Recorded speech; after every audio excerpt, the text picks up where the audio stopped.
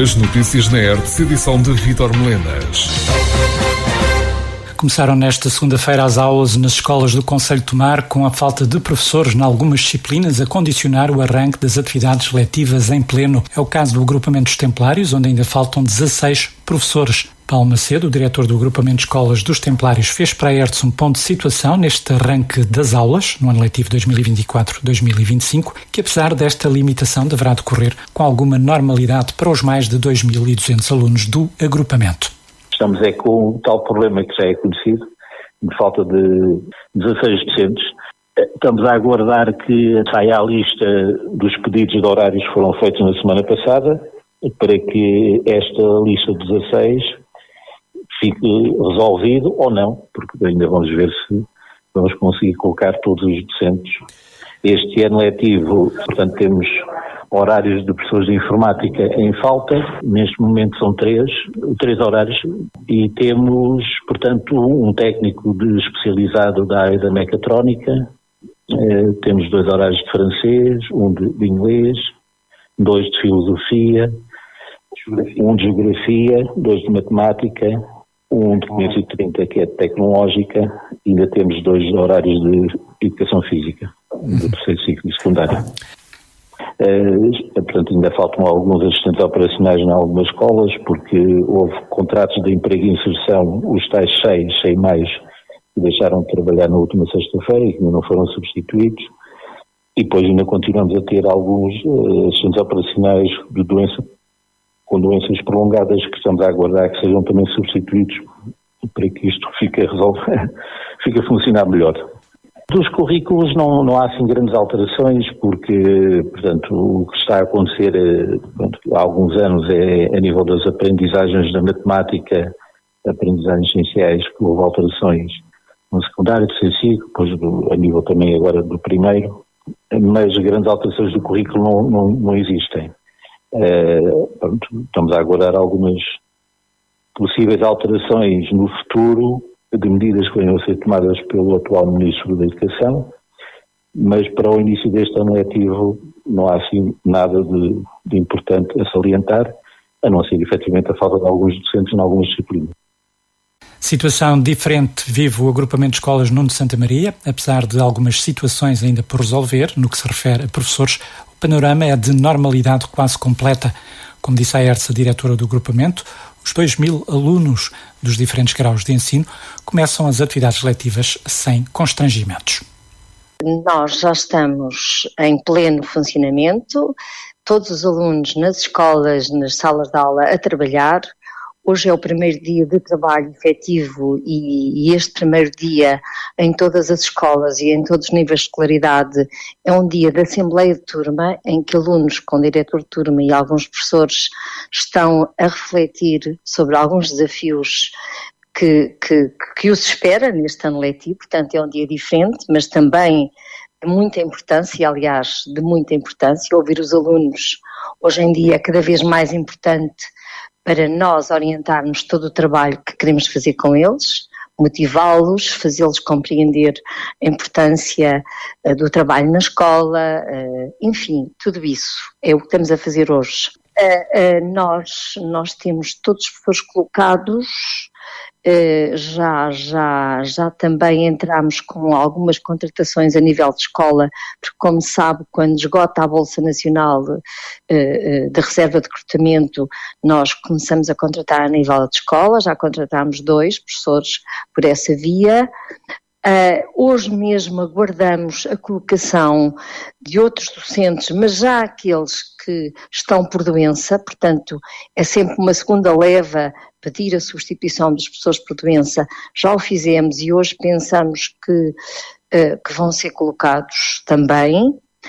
E, portanto, digamos que, entretanto, ainda tenho 1 ou 2 que só agora me entregaram o atestado médico e, como sabe, nós temos que fazer o comprovativo que a pessoa está com doença. Portanto, 1 ou 2 que, entretanto, vou pedir, mas não neste agrupamento. Felizmente, posso dizer que não se passa nada daquilo que se ouve ao nível nacional.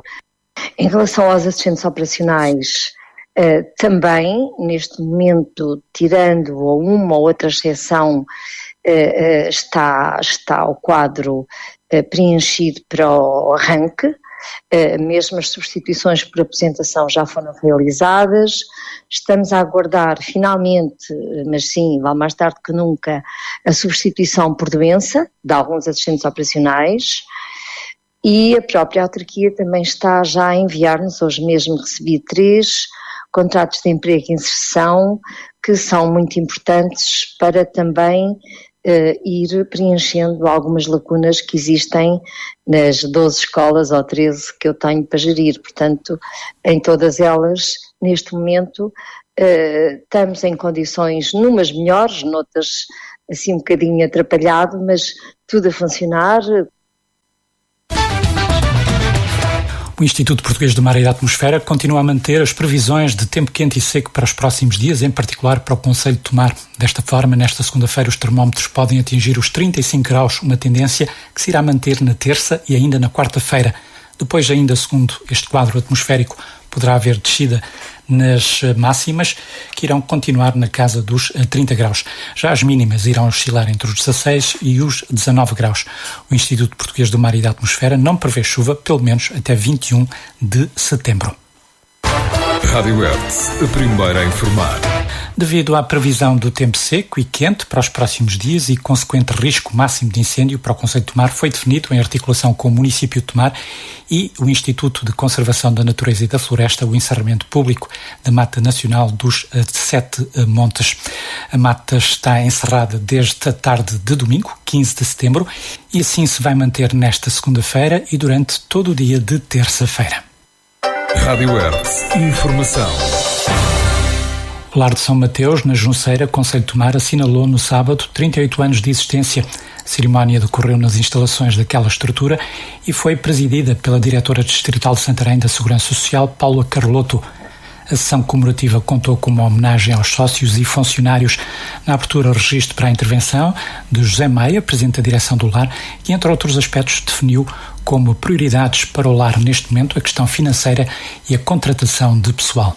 No que respeita à situação financeira, é conhecido e reconhecido que a situação se agravou nos últimos anos, em resultado do aumento do salário mínimo, que, embora mais que justificado, teve significativa repercussão dos gastos da instituição, nomeadamente por não ter sido proporcionalmente acompanhado pela atualização das comparticipações da Segurança Social. Acresce o aumento significativo de outros custos devido à inflação, que, embora já se tenha vindo a reduzir, o valor já não voltará para trás. Nos últimos 1 ou 2 anos, parece-nos existirem sinais, embora não explícitos, de recuperação do valor das comparticipações, embora muito à custa de comparticipações extraordinárias, que, como resulta desta designação, são isso mesmo. E não sabemos se vão manter. Talvez a senhora diretora distrital aqui presente nos faça o favor de dizer algo sobre este tema, se o puder fazer. Outro problema muito preocupante e ainda mais complexo que a questão financeira é o que respeita ao pessoal, ou melhor, à sua falta. É grande a dificuldade de recrutamento, mesmo que não se exijam as qualificações profissionais necessárias.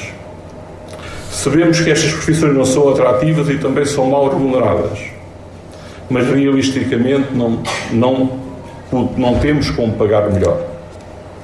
Também sabemos que a população está a envelhecer e pior, de forma pouco saudável, o que terá como consequência um incremento da procura de instituições que prestem os necessários cuidados aos idosos. É fácil construir equipamentos, mas é necessário providenciar profissionais qualificados para lá trabalhar. De facto, é necessário dignificar estas profissões, tornando-as mais atrativas e criar condições para as remunerar melhor. E isso é uma responsabilidade do Estado, através dos seus órgãos especializados, também das autarquias e, naturalmente, das instituições e dos seus órgãos representativos. Como referimos, Paula Carlotto presidiu a cerimónia comemorativa e na intervenção que fez falou do papel do Estado na área social, onde reconheceu que nem sempre é um bom cuidador. o Estado não é um bom pai, não é um bom irmão, não é um bom cuidador. Ao Estado compete pagar e ajudar as tarefas que os outros desenvolvem melhor que nós. E é nesse sentido que entra a Segurança Social, para colaborar com estas instituições, ajudando o financiamento da criação de casas como esta casa onde os senhores se encontram e outras tantas que podem ajudar e apoiar idosos, crianças, pessoas com outro tipo de dificuldades e que o Estado não pode cuidar, mas pode ajudar quem cuida.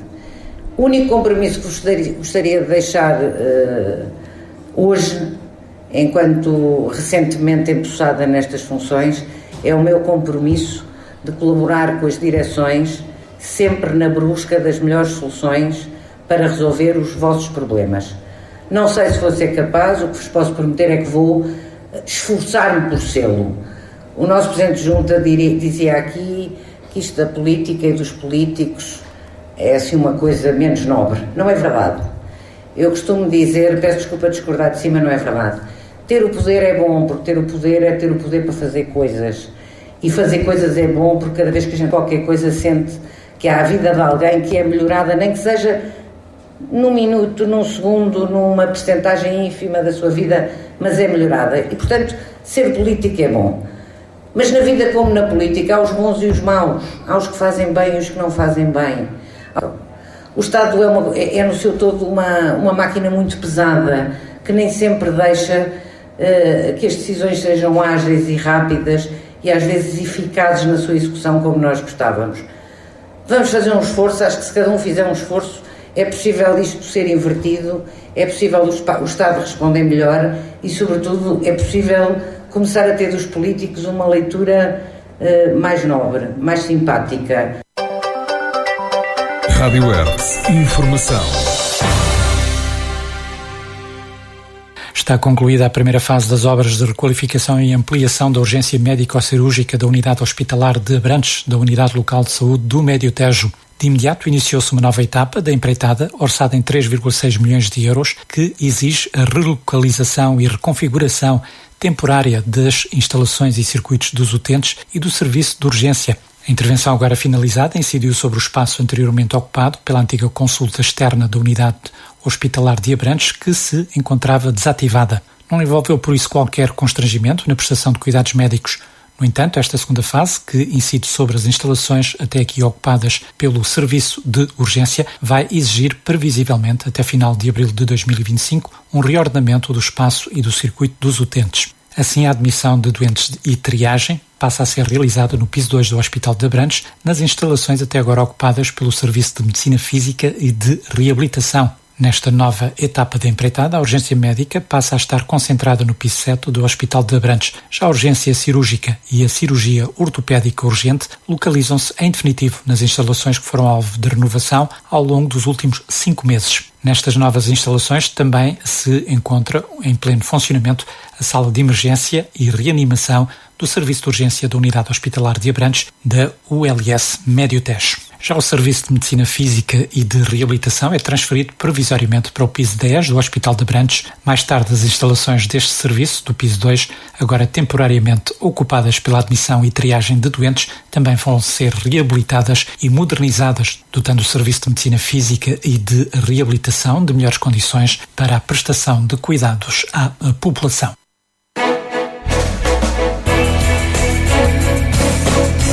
Hertz. Informação na hora certa, diária e atualizada.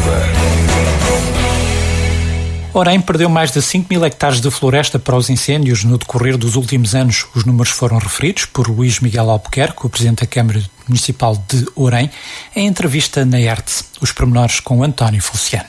Orem passou por estes recentes julho e agosto sem os sobressaltos que sentiu na pele em 2022-23, devido ao anormal número de incêndios de que foi alvo. Felizmente, não se confirmaram as piores expectativas, ainda que, até à data, tenha havido registro para 65 ignições, cerca de 70% destas com mão criminosa. Números que não deixam de ser preocupantes, mas que estão numa tendência desejada de diminuição. Em entrevista na Hertz, Luís Miguel Albuquerque, Presidente da Câmara de Orem, abordou esta temática sempre preocupante, não deixando de recordar que o seu território perdeu cerca de 5 mil hectares em 2022.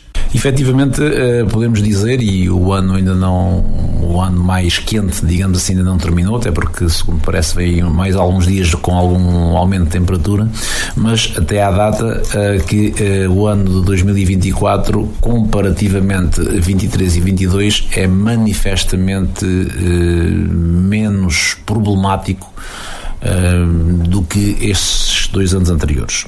Eu recordo que em 2022 tivemos um ano terrível, uma catástrofe, com mais de 5.000 hectares ardidos no concelho de Orém. O ano passado com mais de 1.000 hectares, não com a intensidade do ano anterior, mas mesmo assim também muito forte.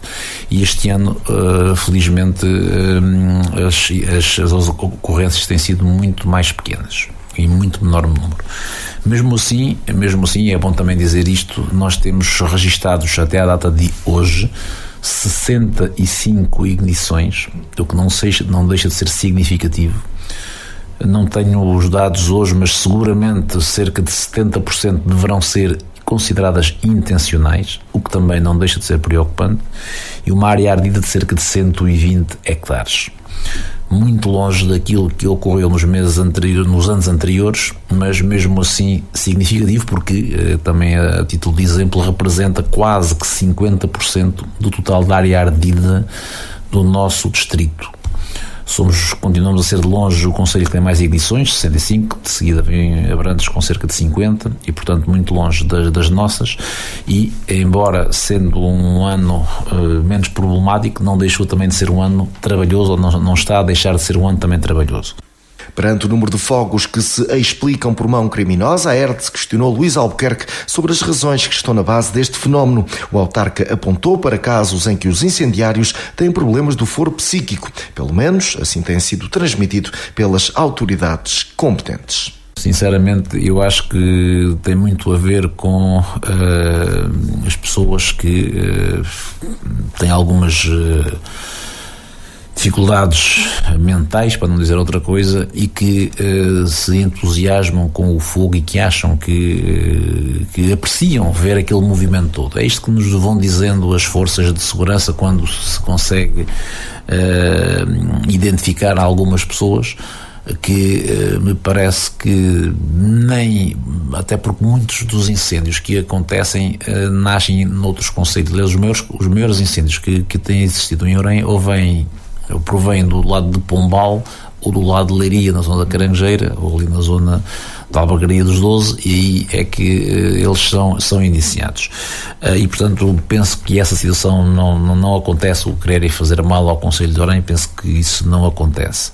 A questão económica, penso que também hoje em dia, isso também no passado falou-se muito nessas situações, mas hoje parece-me a mim que isso já não acontece. Agora, a questão mental, a questão do vício até, isso aí penso que sim, portanto é mais uma questão de cultura, mais uma questão das pessoas que estão identificadas, algumas que estão identificadas, outras que já foram capturadas e que foram presas, e que chega-se à conclusão que tem muito a ver com essa situação.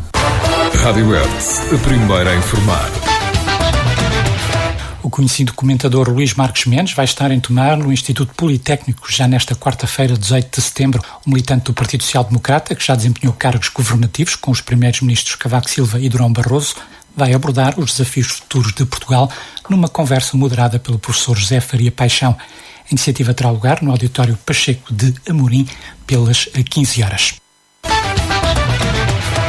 União de Tomar e Torres Novas empataram 1-1 no começo do Distrital de Futebol de Santarém. No derby dos derbys, os nabantinos marcaram primeiro, mas os torrejanos conseguiram reagir e salvar um ponto. Nesta ronda inaugural, notas positivas para Abrantes e Benfica, Ferreira do Zezer e Mação, que integram a lista de candidatos e que venceram os respectivos compromissos. Primeira Divisão Distrital da Associação de Futebol de Santarém, resultados da primeira jornada: Abrantes e Benfica, Salvaterrense 4-0, Amiense Cartaz 1-1, Entroncamento Atlético Clube Glória do Ribatejo 0-0, Coruchense Mação 1-2, Fazendense Samora Correia, um empate a 1-1, Águias de Alpiarça Ferreira do Zezer 1-3 e União de Tomar Torres Novas também um empate a 1-1. Alcanenense Oriense ficou marcado para o dia 30 de outubro. Classificação: primeiros Abrantes e Benfica, Ferreira do Zezer e Mação com 3 pontos, quartos Cartaz, Glória do Ribatejo, Samora Correia, Torres Novas, Amiense, Entroncamento, Atlético Clube, Fazendense e União de Tomar com 1 ponto. 12º Oriense, Alcanenense, Coruchense, Águias de Alpiarce e Salvaterrense com 0 pontos. A próxima jornada realiza-se a 22 de setembro e coloca frente a frente Torres Novas, Fazendense, Glória do Ribatejo, Amiense, Ferreira do Zezer, Coruchense, Salvaterrense, Alcanenense, Oriense, União de Tomar, Mação, Entroncamento, Atlético Clube, Cartacho, Abrantes e Benfica e Samora Correia, Águias de Alpiarça. E é tudo, assim fechamos. Ficamos então por aqui. Fique bem, fique com a Hertz. Estas e outras notícias em radiohertz.pt.